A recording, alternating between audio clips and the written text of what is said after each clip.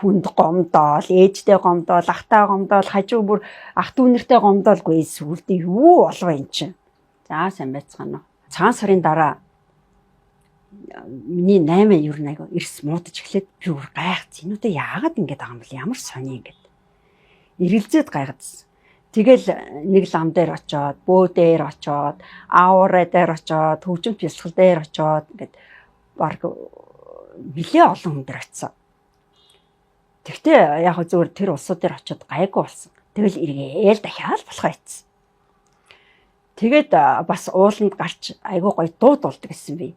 Дууд болоод сүүгээ өргөл тэгэхээр айгүй гоё тайвшрал нэг үсрээл 6 ондог гэсэн. Тэгэл дахиад нөгөө сүрэг юун дээр очичоод нэг л болчихгүй. Бүр гайхаад энэ одоо ямар сони юм бэ? Яагаад болохгүй байгаа юм болоо гэл.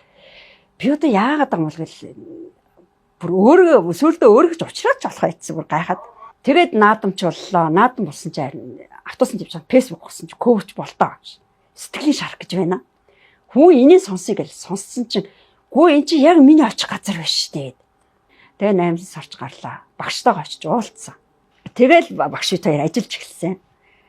Тэгээ багш бодож байгаа л. За наатаа уншаад одоо тэгээ сөрөг юм дээр яахт. Сөрөг мэдрэмжийг гаргаад ир гэл. Өөрөнд оруулаад ачлаа. Тэгээ нөгөө сөрөг мэдрэмжийг гарах гал яасан чинь болтгүй гэл сөрөг мэдрэмж та юу бол. Олдгүй нөгөөтөө сөрөг мэдрэмж.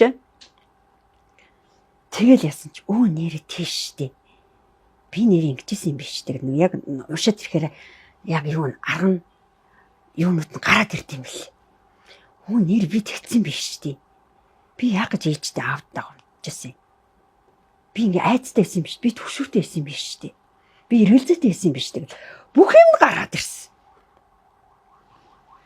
Тэгэл за багш яг ийм юм гэл багш унш гэсэн. Тэгэл багшд ингээд эргэлзээ ингээд төвшөр айцсан. За наатах чи гэртээ ирээд очиод дахиад уншаадах. Наа чи дахиж гарч ирнэ гэл. Тэгээд даалгавар яагаад багш 50 удаа уншаад яг хин шүү гэсэн. Гэртээ очиод 50 удаа уншаалсан. Тэсэн чи уйлал бичээлсэн. Тэгээ нөгөөтгөө багш яг хэлсээр ингээл яагаад гэсэн чи гом их уйлж байна. Тэгэл би тайвшрал гоё болол. Тэгэл багш дээрээ дахиад багш 7 хоногийн дараа ирээ гэсэн. 7 хоногийн дараа ирсэн чинь өөч ирсэн байна. Айгүй гоёлсон байна. Арай тайвширсан байна. Дотроос нэг л гоё инээд хүрээдж байгаа юм шиг нэг л гоё тийм. Тэгэл багш за даалгавар хийсэн. За багш тэгээд даалгавраа хийгээл танилцуулал яасан чинь за сайн байна. Гэтэ дахиад нэг юм байна. Багш яг голыг хэлээд байгаа байхгүй юу? Яг тэр юу н айц эргэлзээ юунаас болсон гэл. За одоо яг хоёлоо тэрэн дээр ажиллана гэл. Тэгэл багш яг багш хэлснийг би яг хийсэн. Тэгээ хийгээл ясан чинь нэх гоё болол. Цойлын нэг бясалгал хийж үцгөө гэл багш тэгдэв байна. За тэгээ багшаа гэл. Тэгээ бясалгал хийсэн чинь бүр яг гидсэнд олдох.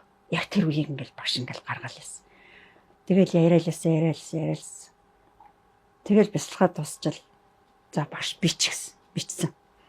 Бичээлсэн чинь за надад 50 удаа унш гэсэн. Уншаал гэсэн чинь үнэхээр яг дүгнэлтэнд гарч ирсэн.